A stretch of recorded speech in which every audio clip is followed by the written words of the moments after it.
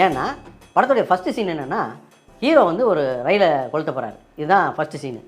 இது எதுக்காகனா இந்திய எதிர்ப்பு தெரிவிக்கிறதுக்காக ரயில் எரிப்பு பண்ணுறாங்க. சரி, எடுத்த உடனே ரயில் எரிச்சா இந்தியை திணிக்க ஆரம்பிக்கிறாங்க. அதை இவங்க எதிர்க்கிறாங்க. ஒரு காலகட்டத்தில் பெருசாக வலுவாக எதிர்க்க வேண்டியிருக்கு. அப்போ ரயிலை எரிக்கிறாங்கன்னா தானே அது சரியாக இருக்கும்.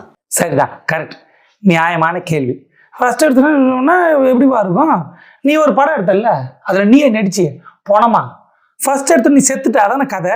ஃபர்ஸ்ட் எடுத்து செத்துட்டோன்னா எப்படிப்பா இருக்கும்?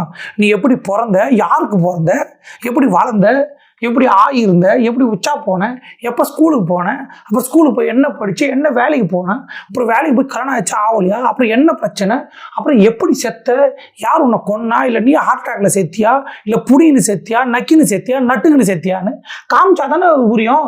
ஆரம்பத்தில் இது செத்துட்டான்னு காமிக்கிற அப்படி கேட்டால் எவ்வளோ கேவலமாக இருக்கும். அந்த மாதிரி தான் இது கேட்குறது. இதெல்லாம் இப்படி கேட்குறிய போட பைத்தியக்காரனா, எவ்வளோ கஷ்டமாக இருக்கும். படத்தோட டைலாக் தான், நீ வச்ச டைலாக் தான்.